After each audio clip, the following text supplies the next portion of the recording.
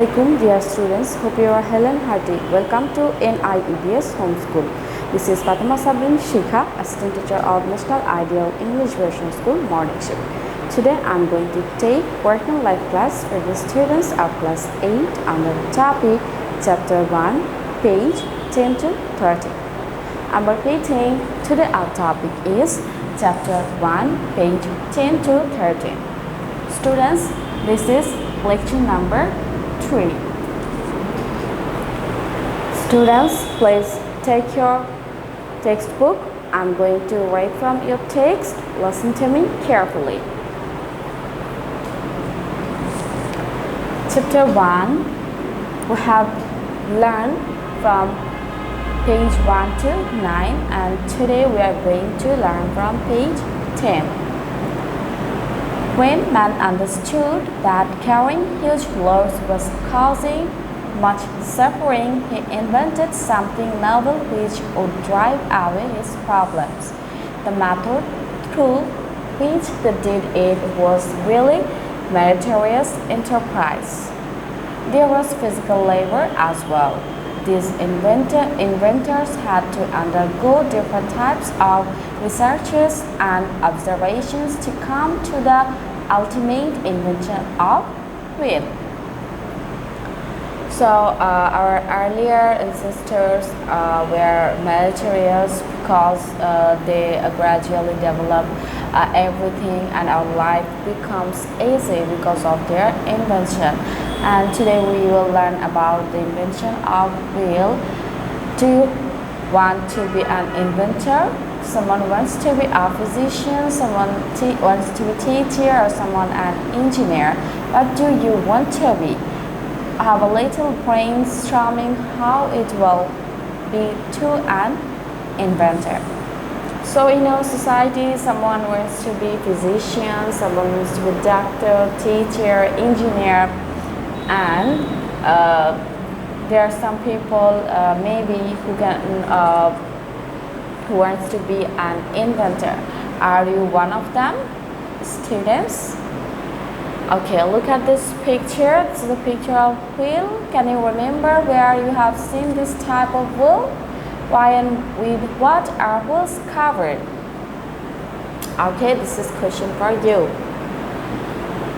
Students, now come to page 11, lesson 5 on all about container. Well, tell me how you eat food on which you take food. Students, in the picture you can see some utensils that we use in our house, and to take food, which one we use. Basically pitcher, you can see glass, plate, and utensils, pot where we cook our food. So we use all these for making our food and taking our food. Generally, we use a pot, taking the food on and eat with our hand or spoon from that pot. So usually we used to take pot to make our food and use our hand or spoon to eat them or take them from the pot. Have you ever thought of sizes and colors of pots we use for eating foods? These pots are of different sizes and colors and are made of different elements. From ancient time, human beings have been making pots and using them for various purposes. At the beginning, human beings made different sizes pots with clay by their hands. There was no design on them, so it was plain in design at the earlier time. Later, people invented many technologies at different times by using their intellectual labor. As a result, it is possible to make different types of pot, which we can see at present. So, as I said earlier, once without any design, that means normal design, plain. But gradually people invented technologies. With the blessings of technologies, we find so many designs in our new era. For example, the invention of potter's wheel is the result of human intellectual labor. Besides this, the aesthetic value of pots have been impressed by glazing and design on them. Those who make different earthen pots in our society, we call them potter. So who is potter? Those who use clay and they used to make different earthen pots in our society, we call them potter, or they are known as potter. Can you tell how pots are being made with the elements other than earth? Pots are also made of ceramics, glass and plastic, etc. So with these elements, pots are made. Now students, come to page 12, but could you say what they were made of, what they were made for in the pictures below some of the ancient jars? So you can see in this picture, these are the jars of ancient time. Besides them, there are a number of professionals who make plate and other utensils. Of them make plate and other utensils of copper, some of brass, some of tin or aluminum. There are a number of small factories of plate and other utensils in Nabapur, not far from Dhaka. There are many people in our society who have been serving this occupation for centuries, generations after generations. Besides utensils made of plastic, melamine, ceramic, glass, stainless, etc., and are made presently in factories. Many people are working there. It is a subject of honor to work in a factory. We can eat with great ease and comfort because of these who are working there with sincerity and heart.